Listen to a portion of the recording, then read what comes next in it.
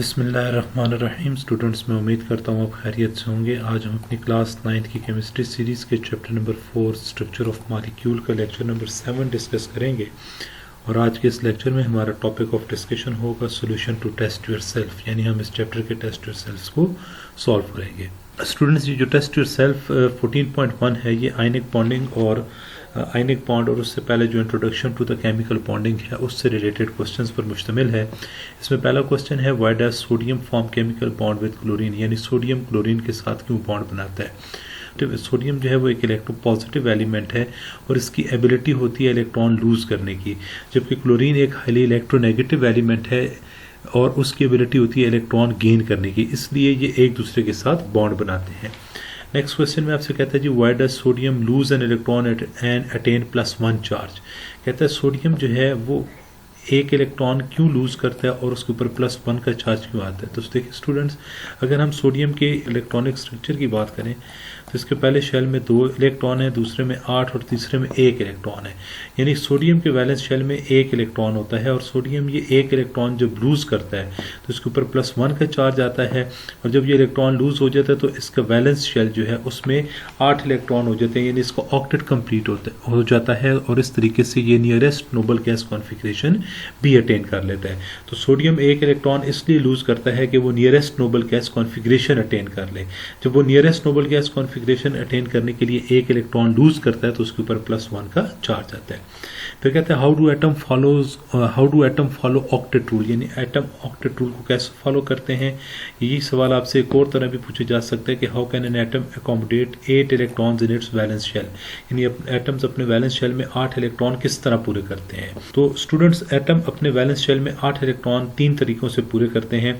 पहला तरीका है by losing valence electrons to other atoms, यानी वो अपने वैलेंस शेल में मौजूद इलेक्ट्रॉन लूज करेंगे अगर ये इलेक्ट्रॉन 3 या इससे कम होंगे, यानी अगर वैलेंस शेल में 3 या इससे कम इलेक्ट्रॉन्स होंगे, यानी 2 या 1 2 3 इलेक्ट्रॉन है, तो उस वक्त एटम इलेक्ट्रॉन लूज करेगा। दूसरा तरीका है by gaining electrons in the valence shell from other atom, यानी दूसरे एटम से इलेक्ट्रॉन गेन करेगा। ये कब होगा, अगर एटम के वैलेंस शेल में 5 या इससे ज्यादा इलेक्ट्रॉन है। और तीसरा तरीका है by sharing valence electron with other atoms, और ये यहाँ पर आपके पास क्या होगी, शेयरिंग ऑफ इलेक्ट्रॉन होगी। नेक्स्ट आपके पास है जी, which electrons are involve in chemical bonding, तो कौन से इलेक्ट्रॉन है जो बॉन्डिंग में हिस्सा लेते हैं। तो वैलेंस शेल इलेक्ट्रॉन्स या electrons in outermost shell are involve in bonding. तो अगर आप इसको इजीली लिखना चाहते हैं तो सिर्फ इतना लिख दें, valence shell electrons are involve in bonding. उसके बाद है जी, why does group 1 elements prefer to combine with group 17 element. ये मतलब पहले ही क्वेश्चन को थोड़ा सा मॉडिफाई करके आपसे पूछा गया। कहते हैं कि ग्रुप 1 के एलिमेंट्स यानी जो अल्कली मेटल्स हैं वो ग्रुप 17 के एलिमेंट्स यानी हैलोजेंस के साथ रिएक्शन करने को क्यों प्रेफर करते हैं। तो स्टूडेंट्स, जो ग्रुप 1 के एलिमेंट्स हैं ये मेटल्स हैं और ये इलेक्ट्रॉन लूज करके पॉजिटिव आयन बनाते हैं, जबकि ग्रुप 17 के एलिमेंट्स नॉन मेटल्स हैं और ये इलेक्ट्रॉन गेन करके नेगेटिव चार्ज में नेगेटिव आयंस में कन्वर्ट होते हैं। तो जब आपके पास ग्रुप 1 और ग्रुप 17 के एलिमेंट्स को रिएक्शन करने का मौका मिलता है तो ये एक दूसरे को इलेक्ट्रॉन ट्रांसफर करते हैं, यानी मेटल से इलेक्ट्रॉन ट्रांसफर होता है टू द नॉन मेटल और आपके पास बॉन्डिंग हो जाती है।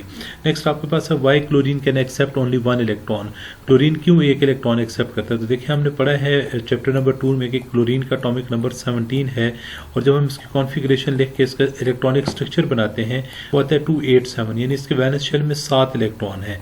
अब ये 1 इलेक्ट्रॉन गेन करेगा तो इसका ऑक्टेट कंप्लीट हो जाएगा, यानी ये nearest noble gas configuration attain कर लेगा, इसलिए क्लोरीन 1 इलेक्ट्रॉन गेन करता है। तो ये बात लिखी है, chlorine has 7 electron in the valence shell and requires 1 electron in the valence shell to attain the nearest noble gas configuration।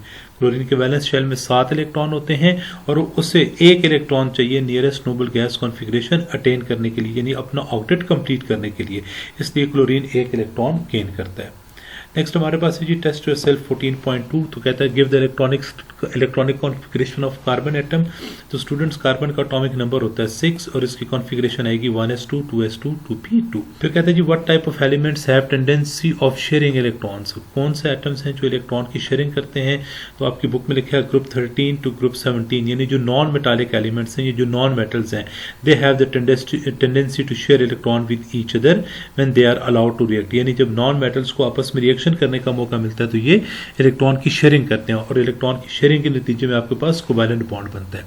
कहते हैं if repulsive forces dominate the attractive forces, पहले कोवैलेंट बॉन्ड फॉर्म नहीं, कभी भी ऐसा नहीं होगा। Covalent bond उस वक्त बनेगा जब अट्रैक्टिव फोर्सेस डोमिनेट करेंगी। अगर रिपल्सिव फोर्सेस डोमिनेट करती हैं तो उस वक्त कोवैलेंट बॉन्ड की फॉर्मेशन नहीं होगी। तो covalent bond is not form if repulsive forces dominate the attractive forces. फिर नेक्स्ट आपके पास कहते हैं जी considering the electronic configuration of nitrogen atom, how many electrons are involve in bond formation and what type of covalent bond is formed. तो electronic configuration of nitrogen हमारे पास होती है 1s2 2s2 2p3। अब ये जो तीन इलेक्ट्रॉन्स हैं जो सिंगल इलेक्ट्रॉन्स हैं, ये हमें बता रहे हैं कि इसमें तीन अनपेयर्ड इलेक्ट्रॉन मौजूद हैं वैलेंस शेल में और ये बॉन्डिंग में हिस्सा लेंगे। अब जब दो नाइट्रोजन एटम आपस में बॉन्ड बनाते हैं और दोनों तीन तीन इलेक्ट्रॉन शेयर करते हैं तो इनके दरमियान तीन इलेक्ट्रॉन पेयर शेयर हो रहे होते हैं और इसके नतीजे में इनके दरमियान ट्रिपल कोवैलेंट बॉन्ड बनता है। तो फिर हमने वही बात लिखी कि 3 electrons are involve in bond formation and triple covalent bond will form, और नीचे हमने फिर इसकी इक्वेशन लिख दी है। नेक्स्ट आपके पास है कि point out the covalent bond in the following molecules, यानी ये जो मॉलिक्यूल्स आपके पास हैं इनमें कौन सी तरह का कोवैलेंट बॉन्ड होगा, यानी single covalent bond, double covalent bond या ट्रिपल कोवैलेंट बॉन्ड। तो स्टूडेंट्स CH4 और H2 जो हैं इनमें आपके पास सिंगल कोवैलेंट बॉन्ड है। H2 में तो आपने पढ़ा हुआ है, ये सिंपल सा स्ट्रक्चर है इसका। CH4 को देख लें, ये एक H, इसके साथ दूसरा H होगा, इधर नीचे तीसरा H और ये इधर चौथा H, तो ये 4 H इसके साथ होंगे और ये चारों H सिंगल बॉन्ड के जरिए कार्बन के साथ अटैच है। दूसरा आपके पास है C2H4 एंड O2, तो इधर लिख देता हूँ जी, ये O2 और O एटम के दरमियान डबल बॉन्ड होगा। इस तरह CH2 की अगर हम बात करें तो ये कार्बन और कार्बन के दरमियान डबल बॉन्ड, ये एक H इधर एक H इधर, इसी तरह एक H इस कार्बन के साथ होगा और एक H इधर नीचे होगा। इस तरीके से कार्बन की टेट्रावैलेंसी यानी 4 बॉन्ड पूरे हो जाएंगे और ये दो कार्बन एटम एक दूसरे के साथ डबल बॉन्ड के जरिए जुड़े हुए हैं। तो C2H4 जिसे हम इथीन कहते हैं और ऑक्सीजन, इनके दरमियान डबल बॉन्ड होता है और N2 नाइट्रोजन एटम के दरमियान ट्रिपल बॉन्ड होता है। हमने ऊपर वाली स्लाइड में उसकी फॉर्मेशन भी देखी हुई है और हम इधर बना भी देते हैं। ठीक है जी। कहते हैं what is lone pair, how many lone pair of electrons are present on nitrogen atom in ammonia. तो लोन पेयर क्या होता है, the non bonded electron pair available on atom is called lone pair, यानी किसी भी atom के ऊपर मौजूद वो इलेक्ट्रॉन का पेयर जो बॉन्डिंग में हिस्सा नहीं लेता उसे हम लोन पेयर कहते हैं। और अमोनिया के केस में नाइट्रोजन के ऊपर एक लोन पेयर होता है। तो लोन पेयर ऑफ इलेक्ट्रॉन्स को हम इस तरह दो डॉट से शो करते हैं। पेयर है तो इसके दो ऊपर डॉट लगाए जाते हैं। कहता है Y BF3 is electron deficient, तो BF3 इसलिए इलेक्ट्रॉन डेफिशिएंट होता है कि इसका ऑक्टेट इनकम्प्लीट होता है। आपके लेवल तक इतनी बात इनफ है, नहीं तो इसका बड़ा ब्रीफ आंसर हो जाएगा और फिर वो आपके लिए प्रॉब्लम करेगा। कहते हैं what types of electron pairs makes a molecule good donor, तो कौन से ऐसे इलेक्ट्रॉन पेयर हैं जो मॉलिक्यूल को गुड डोनर बनाते हैं। तो लोन पेयर ऑफ इलेक्ट्रॉन्स होते हैं ये मॉलिक्यूल को अच्छा डोनर बनाते हैं। अगला क्वेश्चन कहते हैं जी what is difference between bonded and lone pair of electron and how many bonded pair of electrons are present in ammonia molecule. देखिए जी, पहले ये आपके पास बॉन्ड पेयर की डेफिनेशन है, ये बॉन्डेड पेयर ऑफ इलेक्ट्रॉन की है। तो द वैलेंस इलेक्ट्रॉन, किसी भी एटम के वैलेंस शेल में मौजूद वो इलेक्ट्रॉन जो बॉन्ड फॉर्मेशन में हिस्सा लेते हैं उन्हें हम बॉन्डेड इलेक्ट्रॉन्स या बॉन्ड पेयर ऑफ इलेक्ट्रॉन्स कहते हैं। और किसी भी एटम के वैलेंस शेल में मौजूद वो इलेक्ट्रॉन्स जो बॉन्डिंग में हिस्सा नहीं लेते उन्हें हम नाम देते हैं लोन पेयर ऑफ इलेक्ट्रॉन की। अगर हम अमोनिया की बात करें, NH3 अमोनिया के स्ट्रक्चर की बात करें तो इसमें N के साथ 3 हाइड्रोजन एटम इस तरीके से अटैच हुए होते हैं और एक लोन पेयर होता है इधर नाइट्रोजन के ऊपर। अब देखें, अगर मैं इस नाइट्रोजन के इधर नाइट्रोजन के इलेक्ट्रॉन को डॉट से और हाइड्रोजन के इलेक्ट्रॉन को क्रॉस से शो करूं तो ये आपके पास ये जो इलेक्ट्रॉन के पेयर्स हैं जो हाइड्रोजन और नाइट्रोजन के दरमियान शेयर हो रहे हैं, ये आपके पास बॉन्ड पेयर कराएंगे, यानी जो नाइट्रोजन और हाइड्रोजन के दरमियान बॉन्डिंग के लिए इलेक्ट्रॉन इस्तेमाल हो रहे हैं ये बॉन्ड पेयर ऑफ इलेक्ट्रॉन कहलाएंगे। तो ये एक बॉन्ड पेयर है, ये दूसरा और ये तीसरा। तो in ammonia there are 3 bond pair of electrons. कहते हैं जी what do you mean by the delta sign and why it develops, यानी आपके पास जैसे HCl का स्ट्रक्चर होता है तो इसमें ये डेल्टा का साइन अपीयर होता है जिसे हम पार्शियल पढ़ते हैं। तो कहते हैं ये क्या होता है और क्यों डेवलप होता है। तो डेल्टा का साइन पार्शियल पॉजिटिव या पार्शियल नेगेटिव चार्ज को इंडिकेट करता है और ये किस वजह से आता है, तो अनइक्वल शेयरिंग ऑफ इलेक्ट्रॉन की वजह से आता है। जब स्टूडेंट हमने पोलर कोवैलेंट बॉन्ड पढ़ा था तो उसमें हमने पढ़ा था कि आपके पास जब दो डिफरेंट एटम्स के दरमियान कोवैलेंट बॉन्ड बनता है तो वो कोवैलेंट बॉन्ड, उसमें जो बॉन्ड पेयर ऑफ इलेक्ट्रॉन है वो इक्वली शेयर नहीं होता। एक एटम जो है बॉन्डेड पेयर का वो उस इलेक्ट्रॉन पेयर को अपनी तरफ ज्यादा अट्रैक्ट अट्रैक्ट करता है तो उसके ऊपर पार्शियल नेगेटिव चार्ज आता है और दूसरे एटम के ऊपर पार्शियल पॉजिटिव चार्ज अपीयर होता है। कहता है why does oxygen molecule not form a polar covalent bond, यानी ऑक्सीजन जो है वो पोलर कोवेलेंट बॉन्ड क्यों नहीं बनाता। तो ऑक्सीजन एटम में जो इलेक्ट्रॉन पेयर्स हैं वो दोनों एटम के दरमियान इक्वली शेयर हो रहे हैं और इक्वली शेयरिंग होने की वजह से, इक्वल शेयरिंग ऑफ इलेक्ट्रॉन होने की वजह से जो ऑक्सीजन है उसमें बॉन्ड पोलर नहीं होता।